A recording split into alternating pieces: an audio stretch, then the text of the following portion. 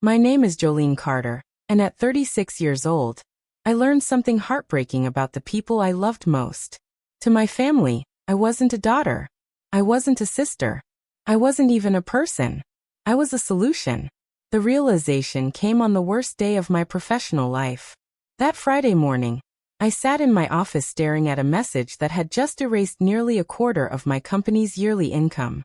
A luxury coastal renovation project, my biggest contract of the year, had collapsed overnight when the investors pulled out. Months of planning disappeared with a single phone call.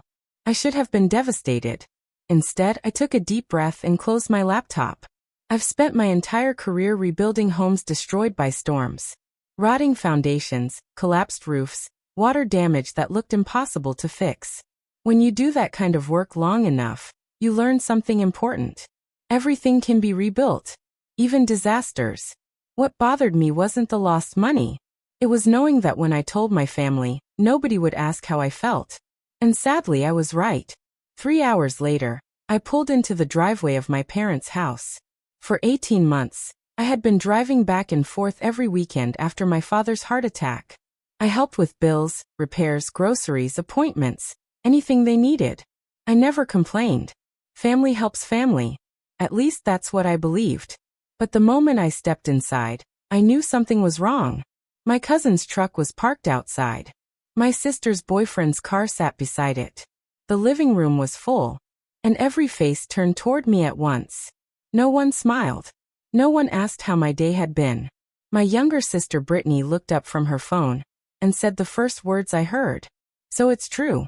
You lost your contract." Not "Are you okay?" Not "That must be awful." Just confirmation. Like she was checking stock prices. I blinked. "How do you know about that?" She shrugged. "People talk."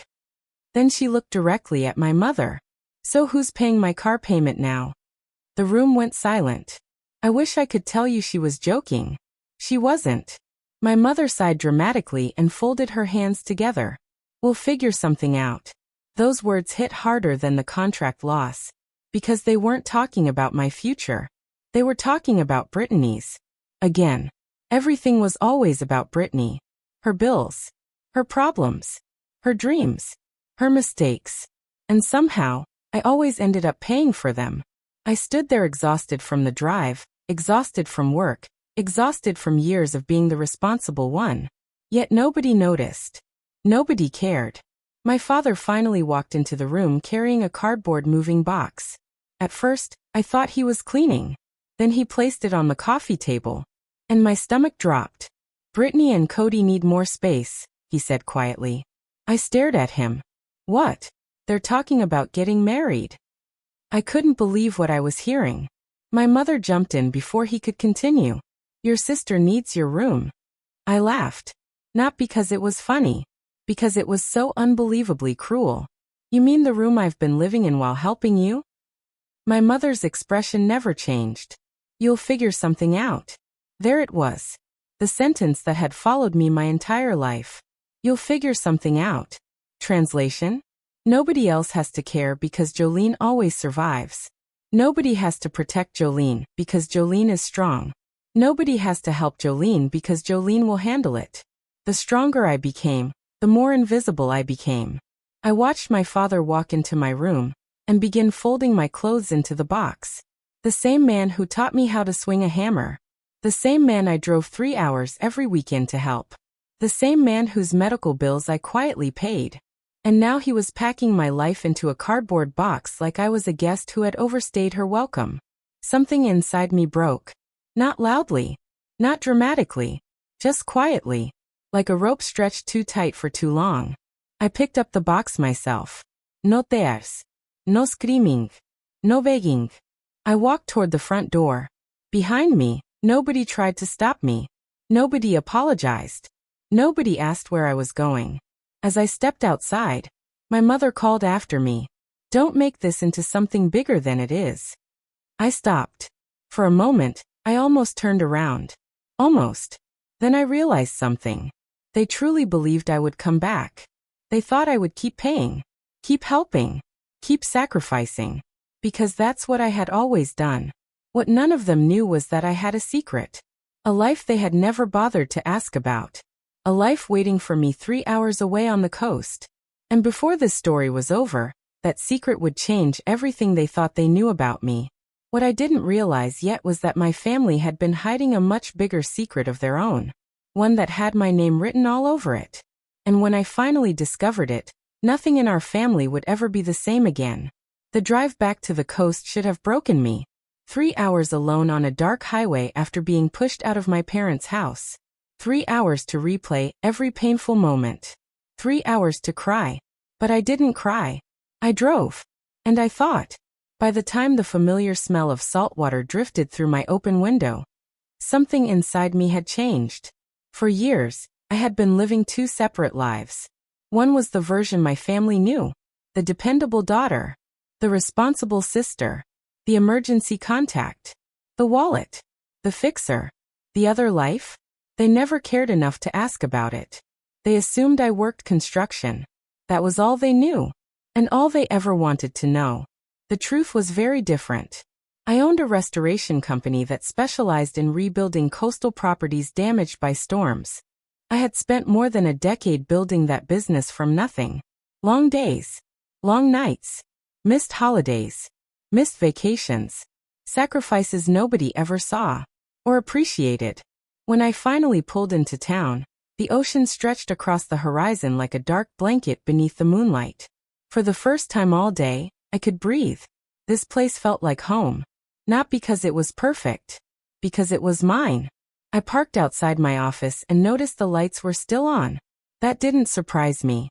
My business partner, Renee, was probably still working. She was one of the few people in my life who actually knew how much I carried. The moment I walked inside holding that cardboard box, she looked up from her desk. Her eyes narrowed immediately. What happened? I dropped the box onto a chair. They finally did it. Understanding flashed across her face instantly. They kicked you out. I nodded. Renee sighed heavily. I've been waiting for this day. I laughed bitterly. That's comforting. No, she said firmly. What's comforting is that you're finally free. Free. The word felt strange. For 18 months, every decision I'd made had revolved around my family. Every weekend. Every paycheck. Every spare moment. I told myself it was temporary. That eventually things would get better. That eventually someone would appreciate it. But appreciation never came. Only expectations. I sat down and began pulling documents from my desk drawer. Renee watched quietly. What are you doing? Ending things. I opened my laptop. First, I canceled the automatic payments connected to my parents' house. Property taxes. Insurance. Utility support. All of it. Gone. Click. Click. Click. Each cancellation felt like removing another brick from a weight I'd been carrying for years. Then I logged into another account. My sister's car payment. The one she constantly bragged about online. The one she told everyone she could afford herself. The one I had been secretly paying for almost a year. I stared at the screen for a long moment. Part of me felt guilty. Part of me felt angry. Mostly I felt tired. Very tired. I disabled the payment. 1 click. Done. My sister was officially responsible for her own life. For the first time. Renee watched silently.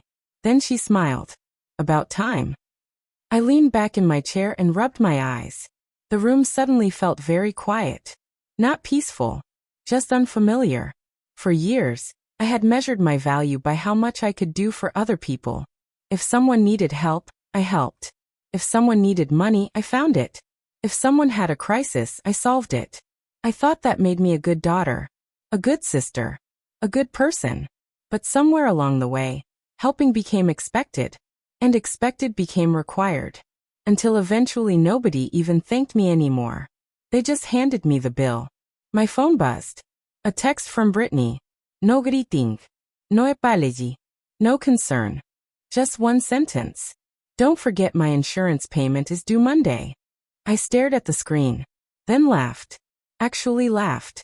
Hours after throwing me out of the house, she was still sending me bills. Renee shook her head. That's unbelievable. No, I said quietly. What's unbelievable is that I kept allowing it. I blocked the number. Not forever. Just for that night. I needed silence. Real silence. The kind where nobody wanted anything from me.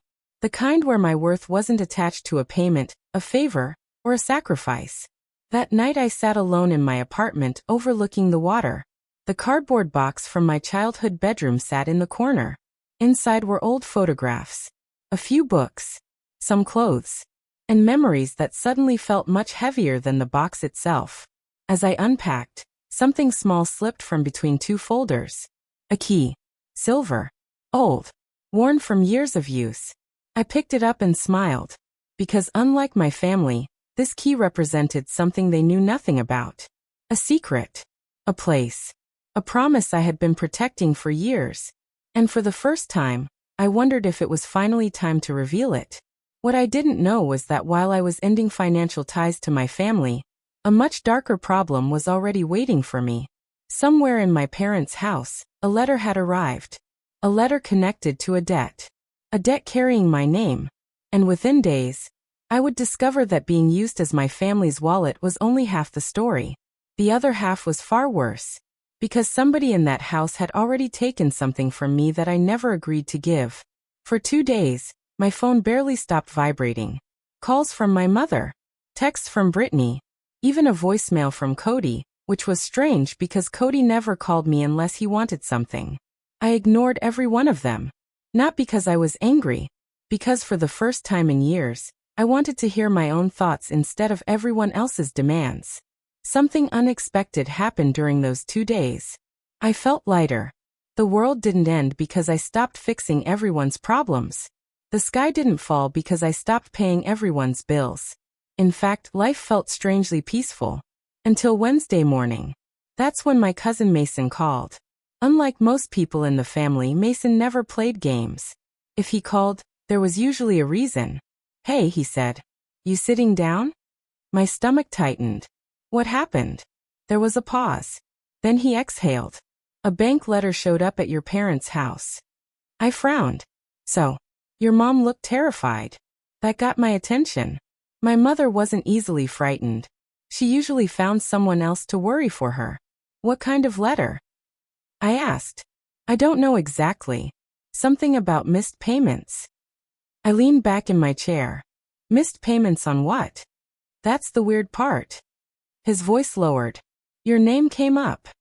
The room suddenly felt colder. "My name?" "Yeah." Mason hesitated. "Your mom kept saying she needed to talk to you before things got worse." He said silently. None of this made sense. I didn't have any loans with my parents. No joint accounts.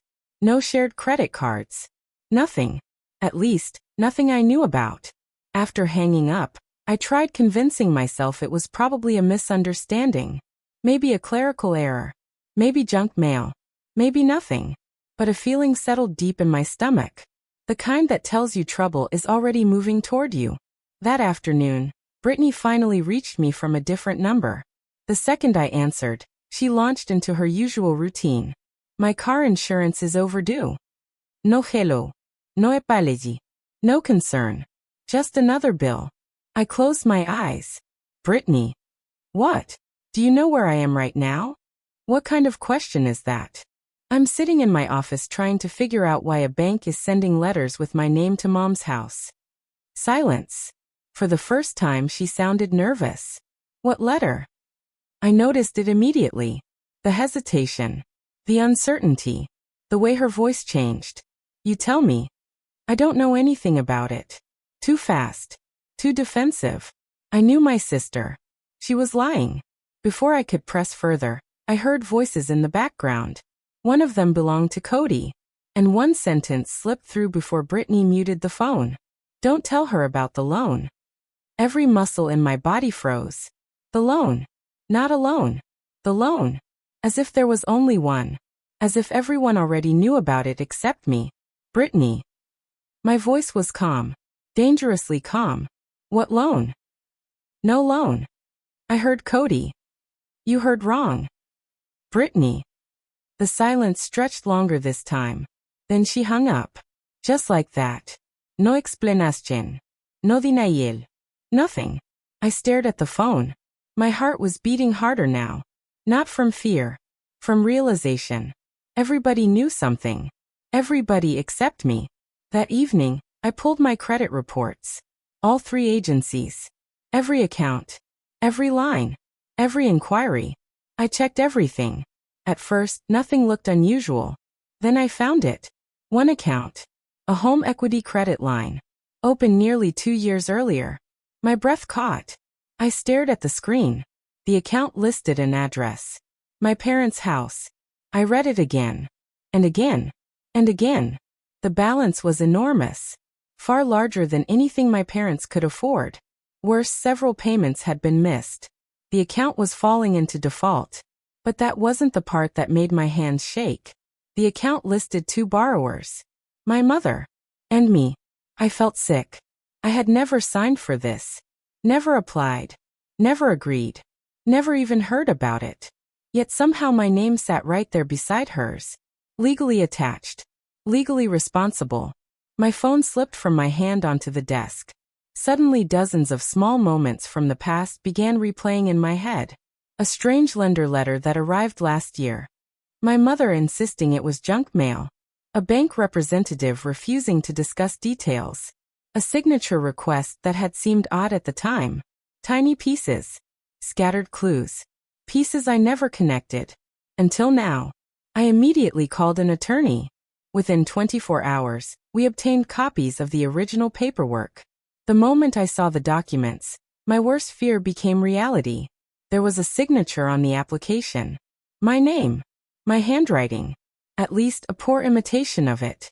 The signature wasn't mine. Someone had forged it. Someone had used my identity. Someone had borrowed hundreds of thousands of dollars using my name. And deep down, before the lawyer even confirmed it, I already knew who. My own mother. The woman who told me family comes first. The woman who said sacrifices were what families do for each other. The woman who had just thrown me out of her house. I sat in silence after the attorney left, staring at the forged signature, feeling something break inside me all over again. Because losing money hurts. Being betrayed hurts. But discovering that your own mother was willing to steal from you, that creates a different kind of wound. One that doesn't heal easily. And as devastating as that discovery was, I still hadn't uncovered the reason she did it. Who the money was really for. Where it had gone.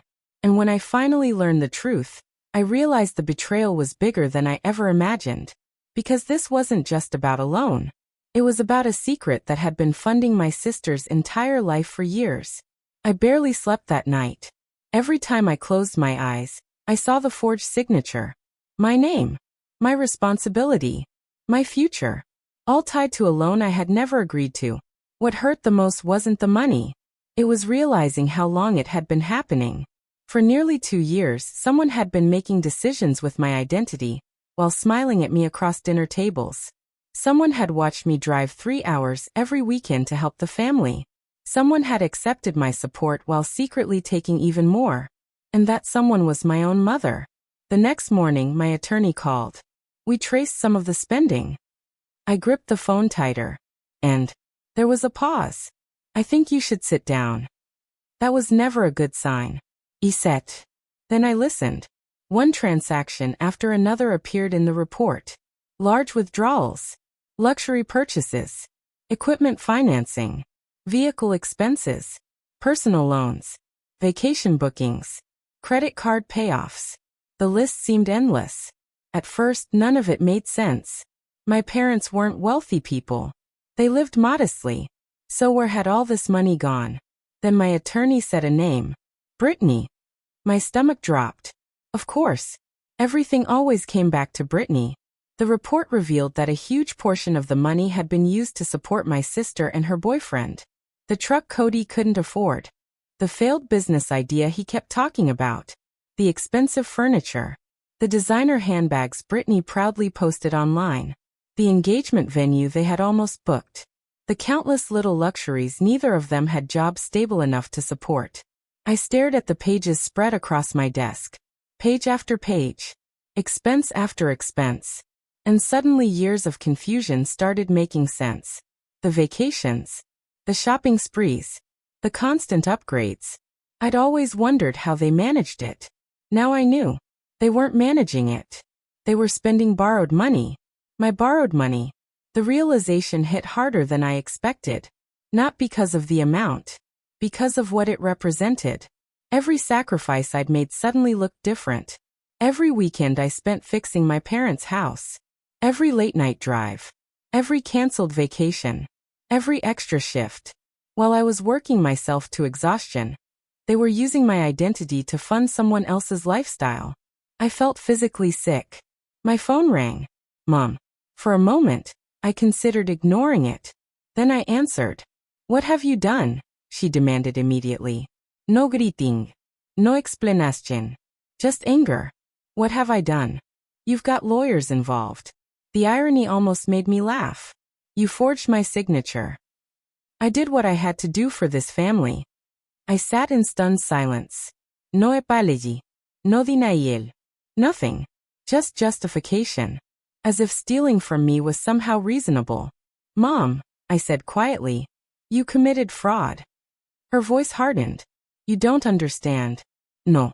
I interrupted. I understand perfectly. Then she said something that broke my heart more than the forgery itself.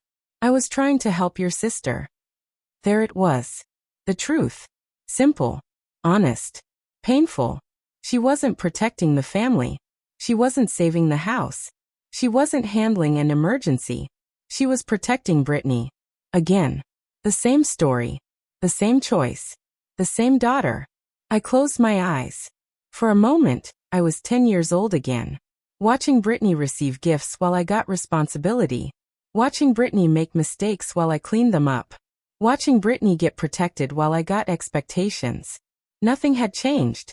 The only difference was the size of the bill. When I finally spoke, my voice was calm. I'll be moving forward with the fraud investigation. Silence. Then came the tears. The tears that always appeared when accountability showed up. How can you do this to your own mother? I nearly laughed. How could I? After everything she'd done? After everything she'd taken? After everything she'd hidden? But I didn't laugh. I was too tired. I'm not doing this to you, I said. You did this to yourself. Then I hung up. For the first time in my life. I hung up first. That afternoon, another call came. This time it was my father. His voice sounded older than I remembered. Tired. Defeated. I didn't know. The words came quietly. Almost broken. For a moment, I believed him. Because my father had spent his entire life avoiding conflict. Avoiding questions. Avoiding responsibility. Not maliciously. Just weakly. I know, I said.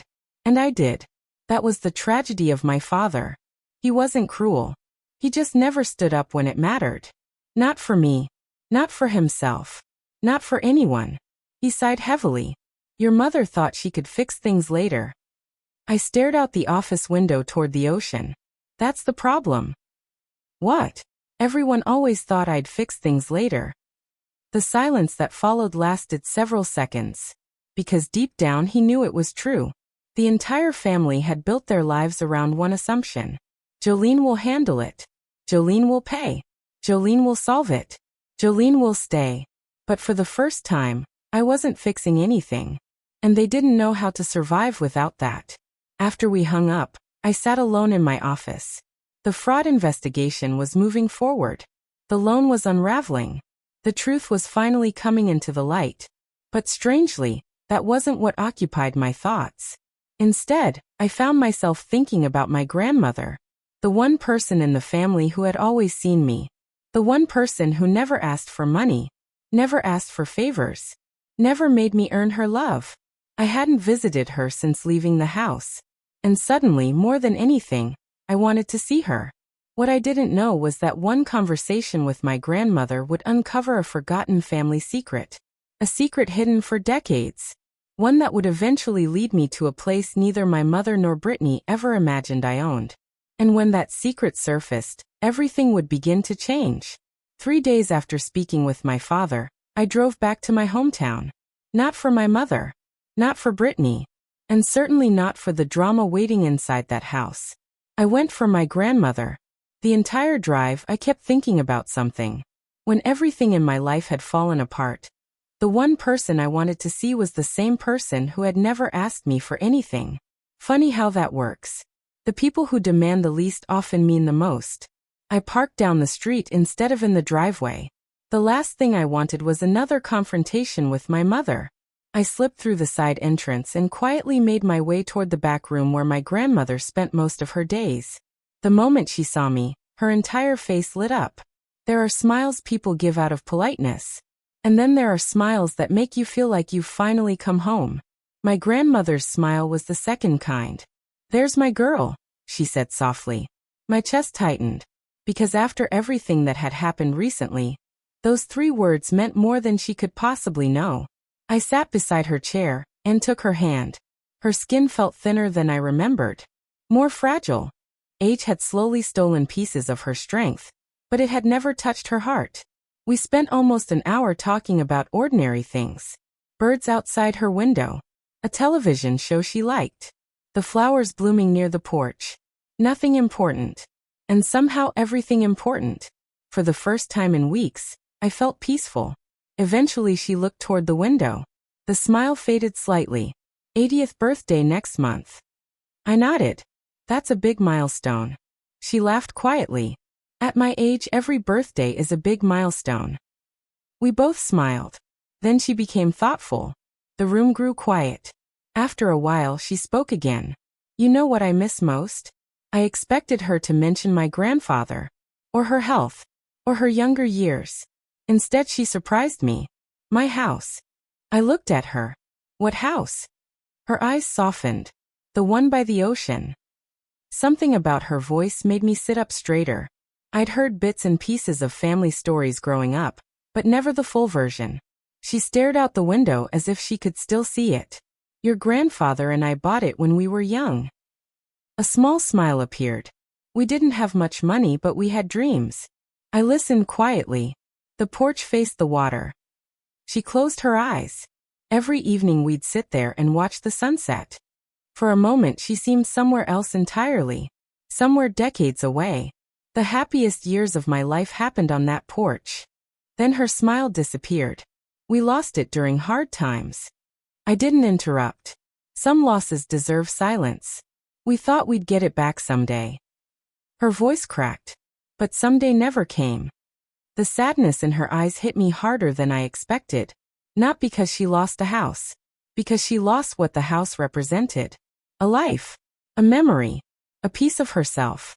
After a long pause, she looked back at me. Funny what people remember when they're old. I squeezed her hand. "No." She smiled. "It's not funny." I hesitated. "If you could have one thing for your birthday, what would it be?" Her answer came instantly. "No hesitation." No thinking. I'd watch one more sunset from that porch. The room went completely silent. And something shifted inside me. Because I knew something she didn't. A secret I had carried for years. A secret nobody in my family knew. 3 years earlier, while searching county auction records for restoration projects, I had stumbled across a familiar address. An abandoned beachfront property. Damaged. Neglected. Nearly forgotten. Her house. The house. The one she'd just described. I remembered staring at the listing for nearly an hour. The same porch. The same view. The same history. The place my grandparents had once called home. Most people saw a collapsing structure. I saw something different. I saw a second chance. So I bought it. Every spare dollar. Every extra hour. Every weekend. For 3 years, I'd been restoring it piece by piece. Board by board. Wall by wall. Not because it made financial sense. Because it felt important. Because something inside me couldn't let it disappear forever. And now, sitting beside my grandmother, I realized why. The entire time I'd been rebuilding a house. But what I was really rebuilding was hope. I looked at her and forced myself not to say anything. Not yet. The surprise wasn't ready. But for the first time, I knew exactly what I wanted to do. Not for revenge. Not for recognition. For her. The one person who had loved me without conditions. The one person who had never measured my value by what I could provide. As I left that afternoon, she squeezed my hand one final time. Thank you for visiting. The words nearly broke me, because after everything I'd done for everyone else, she was still the only one who ever remembered to say thank you. I walked back to my truck with tears in my eyes. Not sad tears. Determined tears. Because before her birthday arrived, I was going to give my grandmother something she thought she'd lost forever. What I didn't know was that the old house still held a secret of its own. A secret hidden inside its walls for decades. And when I discovered it, it would change far more than a birthday celebration. It would change everything. The morning after visiting my grandmother, I drove straight to the beach house. The sun was barely above the horizon, painting the ocean gold as waves rolled gently toward the shore. Most people would have called the house beautiful. I still saw work. There were unfinished sections of trim waiting to be installed. A porch railing that needed sanding. A guest room that still smelled faintly of fresh paint. 3 years of restoration had transformed the property, but there was always something left to do. Maybe that's why I loved it. Unlike people, houses are honest. If a wall is damaged, it shows you. If a foundation is weak, it doesn't pretend otherwise. You fix what's broken, and the house responds. Simple. People aren't nearly that straightforward. I spent the morning replacing old plaster near one of the original fireplaces. The section had been sealed for decades. Probably untouched since my grandparents owned the place. The work was slow and messy. Dust covered everything. My arms ached. But physical labor had always been my way of thinking. And lately, I had a lot to think about. The fraud investigation. My family. My grandmother's birthday. The surprise I was planning. Every swing of the hammer seemed to quiet the noise in my head. Then something unexpected happened. As I removed another section of wall, a metallic object suddenly dropped from inside the cavity. It hit the floor with a sharp clank. I froze. For a moment, I simply stared. Then I crouched down and picked it up. An old coffee tin. Rust covered most of its surface. The lid was barely attached. The thing looked ancient. Curiosity immediately took over. I carried it to a nearby workbench and carefully pried it open. Inside were dozens of photographs. Old black and white pictures. Yellowed by time. Fragile around the edges. My breath caught. The first photograph showed my grandmother standing on the porch. Young. Smiling. Beautiful. Beside her stood my grandfather. One arm wrapped around her shoulders. The ocean stretched behind them. I sat down slowly. These weren't just photographs. They were memories. Moments frozen long before I was born. I continued flipping through them. Birthday celebrations. Family dinners. Fishing trips. Christmas mornings. A lifetime tucked away inside a forgotten tin. Then I noticed something folded beneath the pictures. A piece of paper. Carefully preserved. My hands suddenly felt unsteady. I unfolded it. The handwriting was immediately familiar. My grandmother's. The paper contained a short list. Nothing fancy. No title. No explanation. Just a few handwritten lines. At the top, one sentence had been underlined twice. Watch one more sunset from my porch. I stared at the words. Again. And again. The room seemed to disappear around me. Because those exact words echoed what she had told me just yesterday. Watch one more sunset from that porch. The same wish. The same dream. The same heartbreak. Only this version had been written decades earlier. I kept reading. Most of the list was simple. See family together one more time. Make peace where possible. Spend a summer near the ocean. But that first wish stayed with me. The underlined one. The one that mattered most. Suddenly, this wasn't just a birthday surprise anymore. It wasn't even about the house. It was about fulfilling a promise life had stolen from her. A promise she never stopped carrying. I sat there for nearly an hour reading old photographs and handwritten notes. By the time I finally stood, tears had formed in my eyes. Not because I was sad. Because I understood. For years I'd been trying to save this house.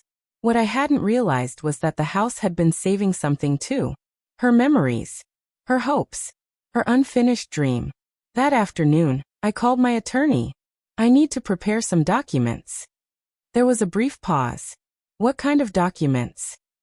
I looked out toward the ocean. The answer felt surprisingly easy. A life estate. The attorney immediately understood. You want someone to have the right to live there permanently? Yes.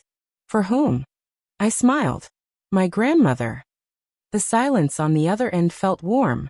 Then she said softly, "That's a beautiful gift." Maybe it was. Or maybe it was simply the right thing to do. For years, my family had taken from me money, time, energy, trust. But this wasn't about taking. This was about giving. Giving something meaningful to the one person who had loved me without conditions.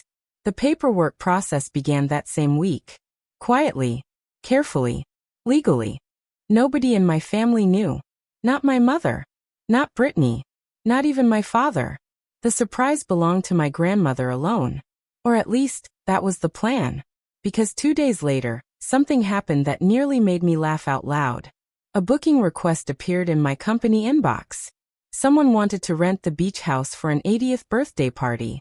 I almost ignored it. Then I saw the name. Carol Carter. My mother. I stared at the screen in disbelief. Without realizing it, she was trying to rent the very house I already owned. The very house she had spent years mourning as lost. The very house I was preparing to give back to her mother. And somehow, she had no idea. What my mother didn't realize was that she had just walked straight into a surprise much bigger than a birthday party. Because if she wanted to celebrate my grandmother's special day at this house, then she was about to discover exactly who had rebuilt it. And when that truth came out, there would be nowhere left for her to hide. For nearly 5 minutes, I sat staring at the booking request on my computer screen. My mother wanted to rent the beach house. My beach house. The same property she believed had been lost forever. The same property my grandmother still dreamed about. And somehow, she had absolutely no idea who owned it. I should have been angry. After everything that had happened, I had every right to be. But instead, I found myself smiling. Not because I wanted revenge. Because for the first time, life was writing a story better than anything I could have planned. I picked up the phone and called Renee. The moment she answered, I said, "You're not going to believe this." 10 minutes later, she was laughing so hard she could barely speak. "Wait," she said between breaths. "Your mother is trying to rent the house from you? Without knowing it's mine." Renee shook her head. "I swear, if this wasn't real, nobody would believe it." Neither would I. But there it was. A perfect opportunity. Not to embarrass anyone. Not to get even. To give my grandmother something unforgettable. The booking request included a note. Special event for an 80th birthday celebration. Reading those words made my chest tighten. Because unlike everyone else involved, I knew exactly whose birthday they meant. And suddenly, an idea began forming. A biggie surprise. A better surprise. One that would honor my grandmother in a way she deserved. By the end of the day, I approved the reservation. No special conditions. No explanations. Just a simple confirmation email. My mother responded almost immediately. Relief practically spilled through her message. Apparently several other venues had fallen through. Money was tight. The family was stressed. And somehow this beachfront property had become their last option. The irony was almost unbelievable. The following week became a whirlwind of preparation. Not for the party. For the surprise waiting beyond it. The legal paperwork for my grandmother's life estate was finalized. The house was professionally cleaned. The landscaping crew finished the gardens. Fresh flowers were planted near the porch. Everything had to be perfect. Not because the house needed it. Because she did. Throughout the process, I kept remembering all the small moments from my childhood. The cookies she baked when nobody else had time. The birthday card she never forgot. The way she listened when nobody else did. People often assume grand gestures come from grand moments. But they don't. They come from years of small kindnesses adding up. And my grandmother had spent a lifetime being kind. She deserved something extraordinary. Meanwhile, the rest of the family remained completely unaware. Until Brittany called. For the first time in weeks. I considered ignoring it. Then curiosity won. "Hello." Her tone immediately sounded different. Less confident. More anxious. "Mom says you're still pushing the fraud case." There it was. No apology. No concern. Straight to the problem affecting her. Yes. You could ruin everything. I looked out toward the ocean. Everything was already ruined when someone forged my signature. Silence. Then came the familiar excuse. We're family. For words. For words that somehow only appeared when people wanted forgiveness. Never when they wanted accountability. I took a deep breath. Family doesn't steal from each other. Her voice softened. Almost pleading. You don't understand how much pressure Mom was under. I nearly laughed. Pressure. I had spent years under pressure. Building a business. Supporting relatives. Paying bills. Sacrificing opportunities. Yet somehow my pressure never justified fraud. Only theirs did. After a long pause, Brittany said something that surprised me. You always make everyone else feel small. The accusation hit differently than she intended. Because deep down I knew the truth. I never made anyone feel small. I just stopped shrinking myself. And some people couldn't handle the difference. We ended the conversation without resolution. Just another crack in a relationship that had been breaking for years. As the birthday approached, excitement began spreading through the family. Photos were planned. Decorations ordered. Guests invited. My mother proudly told everyone she had organized the entire event. That detail didn't bother me. Credit had never been what mattered. The smile on my grandmother's face was what mattered. Everything else was background noise. 3 days before the party, I made one final visit to the house. The sun was setting as I stood on the restored porch. The same porch my grandparents had once shared. The same porch my grandmother thought she'd never see again. The ocean glowed orange and gold beneath the evening sky. Beautiful. Peaceful. Timeless. For a moment, I imagined her standing here again. Watching the sunset she had talked about. Feeling home beneath her feet. And suddenly I knew every difficult moment had been worth it. The years of work. The sacrifices. The secrecy. All of it. But as I turned to leave, my phone buzzed. A message from my attorney. 3 simple words. We found more. My stomach tightened immediately. Attached was a new report. Additional financial records. Additional withdrawals. Additional evidence. And this time, the documents revealed something far worse than fraud. Something that connected directly to Brittany and Cody. Something neither of them knew had been discovered. As I opened the file, one number immediately caught my attention. A number so large it made my heart stop. Because if these records were accurate, my family hadn't just stolen from me. They had stolen from someone else too.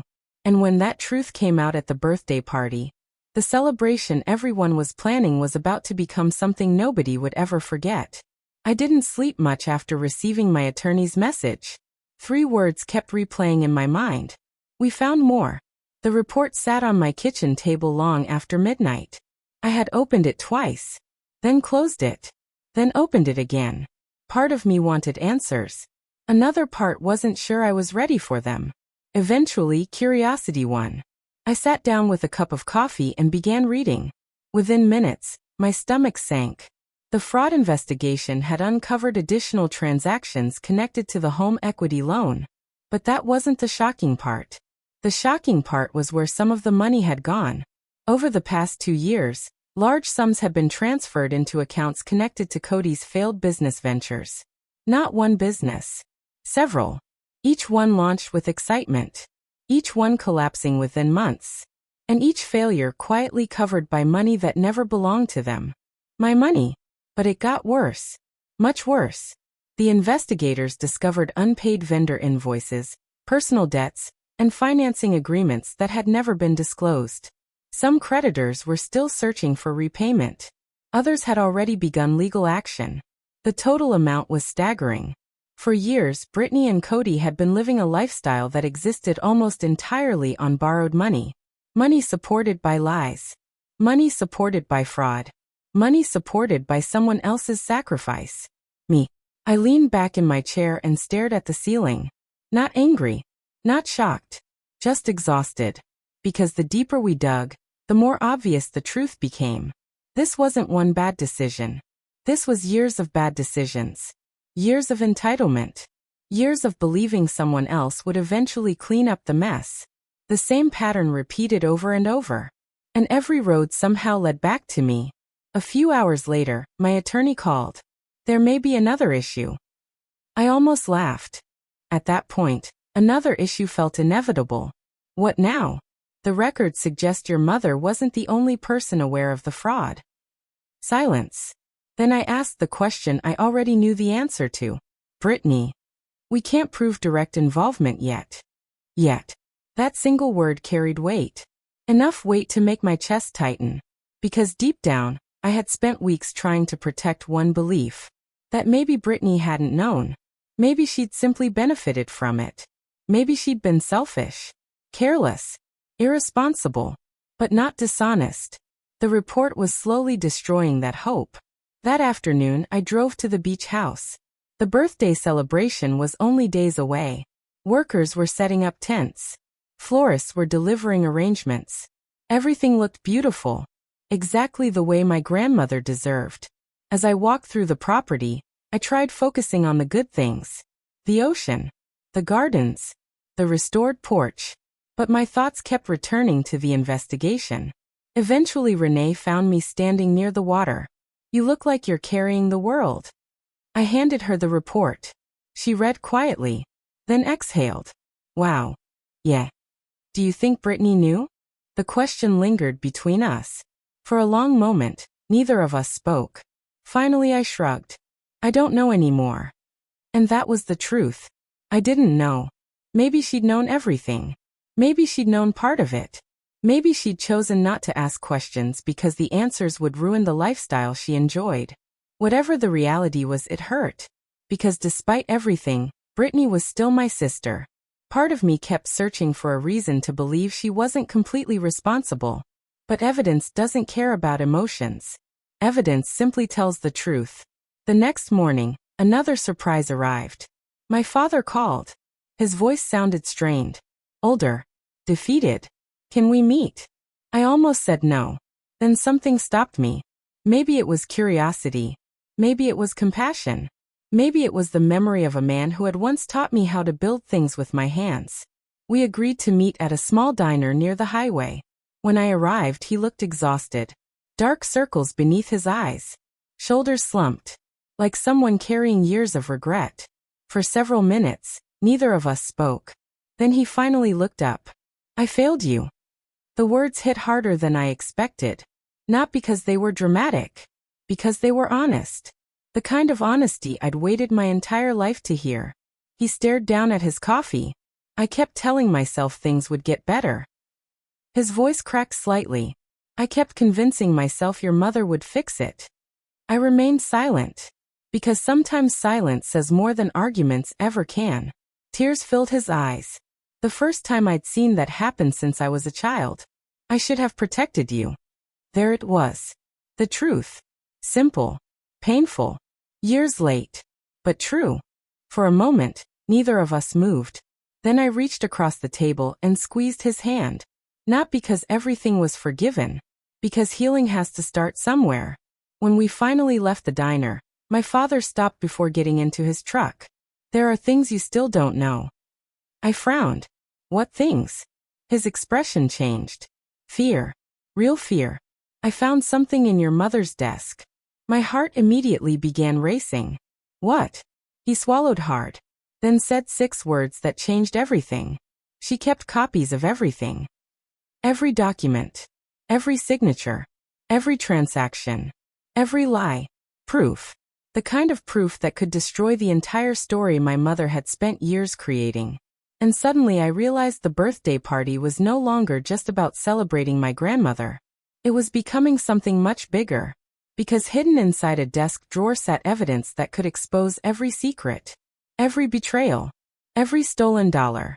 And if those documents surfaced during the party, the truth wouldn't stay buried for another minute. The morning of my grandmother's 80th birthday arrived with clear skies and calm water. The kind of day that feels special before anything even happens. I stood alone on the porch of the beach house watching the sun rise over the ocean. For months, I had imagined this moment. For years, I had worked toward it without fully understanding why. Now I finally did. This wasn't about proving anything. Not to my mother. Not to Brittany. Not even to myself. This was about giving one good woman a piece of her heart back. By noon, guests began arriving. Cars filled the gravel drive. Relatives stepped out carrying gifts and balloons.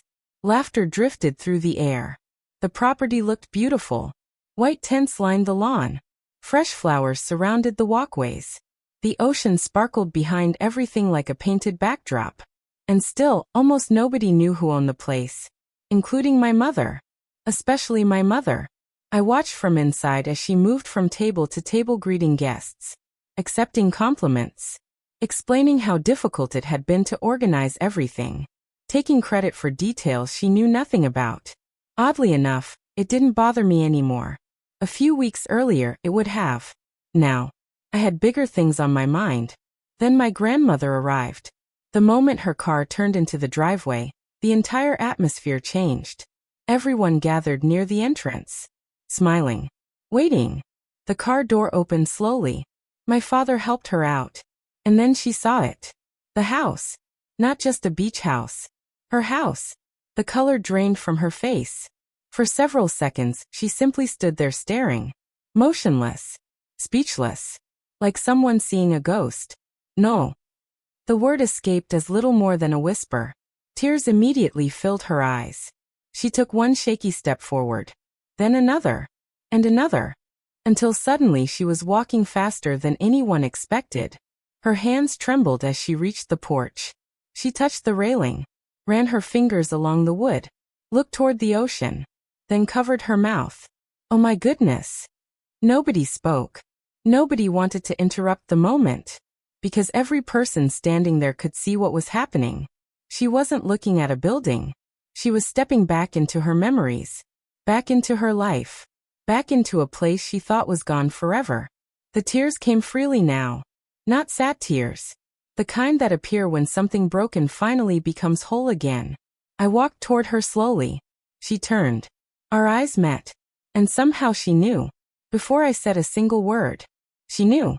Her hands moved to her face. You. I smiled. Happy birthday, Grandma. The realization spread across her expression. Shock. Disbelief. Love. All at once. You did this. I nodded. For a moment she couldn't speak. Then she pulled me into the tightest hug I had received in years. And just like that, every sacrifice became worth it. Every late night. Every weekend.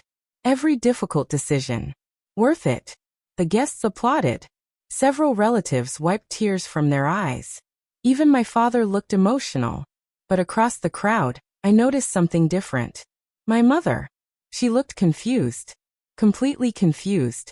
As if pieces of a puzzle were finally beginning to connect. Then came the next surprise. I led my grandmother to a small table overlooking the ocean. An envelope sat waiting there. She opened it carefully. The moment she began reading, her hands started shaking again. What is this? She whispered. I knelt beside her chair. The house is yours. The entire crowd fell silent. My grandmother looked at me, then back at the documents, then back at me again. I don't understand. You can live here for the rest of your life. Tears streamed down her face. The ocean breeze carried absolute silence across the lawn. Nobody moved. Nobody spoke. Because everyone understood the significance of what was happening. A dream she thought she'd lost decades ago had just been returned. My grandmother reached for my hand. And through her tears she said the words I'd needed to hear my entire life. You've always had the biggest heart in this family. The sentence hit harder than I expected. Because she wasn't talking about money. Or houses. Or gifts. She was talking about love. The kind of love that gives without keeping score. The kind of love that stays even when it isn't appreciated. Then suddenly another voice interrupted the moment. Wait. My mother stood. Her face pale. What do you mean the house is yours? The crowd shifted uncomfortably. Everyone sensed the tension immediately. I remained calm. I own the property. Her eyes widened. No. Yes. For several seconds she simply stared at me, trying to process what she'd heard. Then another realization struck her. A much bigger one. The beach house. The restoration company. The success she'd never bothered asking about. The life she'd never cared enough to understand. All of it was finally becoming visible. And for the first time, she realized something painful. The daughter she had treated like a backup plan had built an entire future without her. But the biggest shock was still coming. Because at that exact moment, my father slowly stepped forward carrying a thick folder. The folder from my mother's desk. The folder containing every document, every signature, every secret, every lie. And as he placed it on the table in front of everyone, my mother's face turned completely white. Because she knew exactly what was inside. And she knew there was no hiding from the truth anymore. Not today. Not in front of this family. Not after everything that had already been revealed. The celebration wasn't over. In fact, the most important conversation of the entire day was only beginning. The moment my father placed the folder on the table, the atmosphere changed. Just seconds earlier, everyone had been celebrating. Now nobody spoke. The sound of the ocean filled the silence. My mother stared at the folder as though it were something alive. Something dangerous. Because she knew exactly what it contained. The evidence. Every forged signature. Every loan document. Every transaction. Every decision she had hidden from the family. My father looked at her for a long moment. Then quietly said, "It's time." Those 2 words seemed to drain whatever fight she had left. For years she had controlled the narrative. She decided who was right, who was wrong, who deserved sympathy, who deserved blame. But truth has a way of surviving, even when people spend years trying to bury it. And today, the truth was finally standing in the sunlight. My grandmother looked between everyone, confused. What is going on? Nobody answered immediately. Finally, I sat beside her and gently took her hand. Nothing that needs to ruin your birthday. Because despite everything, I meant it. This day belonged to her. Not the fraud. Not the betrayal. Not the arguments. Her. But before I could say anything else, my mother began crying. Not the dramatic tears I had grown used to. Real tears. The kind that come when excuses finally run out. She lowered her head. And for the first time in weeks, she stopped defending herself. I was wrong. The words shocked everyone. Including me. My mother wasn't someone who admitted mistakes. Ever. Yet there she was. Broken. Exhausted. Finally facing the consequences of choices she could no longer justify. I kept telling myself it was temporary, she whispered. I thought I could fix everything before anyone found out. Nobody interrupted. I thought I was helping Brittany. Her voice cracked. But I wasn't helping anyone. The honesty hurt. Maybe because it came too late. Maybe because it was something I had needed to hear years ago. Then she looked directly at me and said something I never expected. I failed you. The same words my father had spoken days earlier. For a moment, I couldn't breathe. Because all my life, I had imagined what this moment would feel like. I thought it would bring satisfaction, closure, victory. Instead, it brought sadness, deep sadness. Because hearing those words meant accepting something painful. The family I wanted had never existed. Only the family I actually had. Flawed, broken, complicated, human. Across the table, Brittany sat silently. Gone was the confidence. Gone was the entitlement. Gone was the certainty that someone else would save her.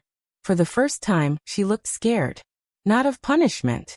Of reality. Eventually she stood. Slowly. Uncomfortably. Then turned toward me. I knew some of it. The confession hit the crowd like a wave. Several relatives gasped. Others looked away. Brittany wiped tears from her eyes. I didn't know everything. Her voice shook. But I knew enough. For years she had accepted the benefits. The vacations. The gifts. The lifestyle. Without asking difficult questions. Without wanting difficult answers. And now she finally understood the cost. Not dollars. Trust. Family. Relationships.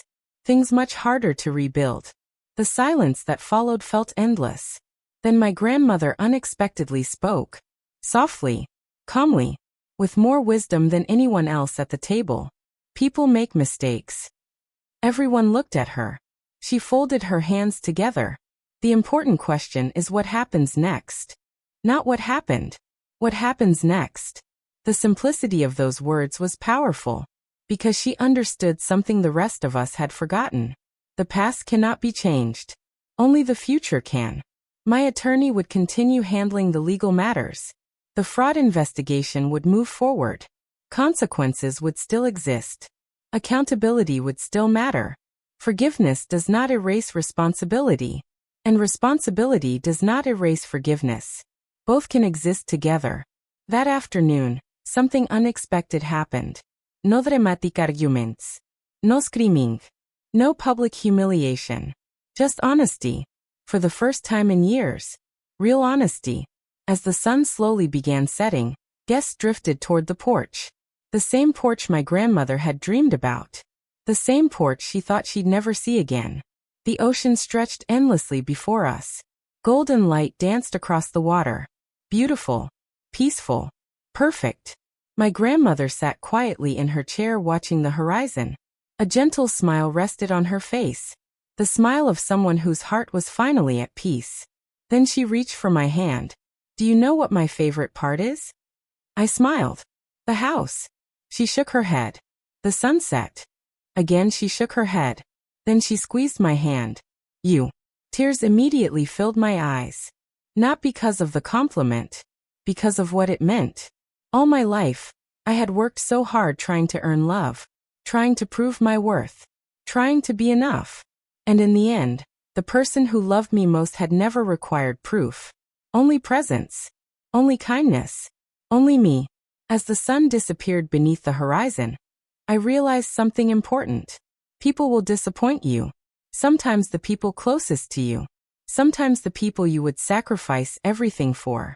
But their inability to value you does not reduce your value. Their blindness does not make you invisible. And their choices do not define who you become. For years, my family saw me as a solution. A paycheck. A safety net. A problem solver. But standing on that porch beside my grandmother, I finally understood the truth. I was never responsible for carrying everyone else's life. I was only responsible for living my own. And for the first time in a very long time, I was finally free. I want to ask you one question before this story ends. If you were Jolene, would you have forgiven your family? Or would you have walked away forever? Tell us honestly in the comments because there are no easy answers. If this story moved you, please like the video and subscribe to the channel. Every subscription helps us continue sharing stories about resilience, healing, and finding strength when life feels unfair. And remember, sometimes the strongest thing you'll ever do is stop carrying the weight that was never yours to carry.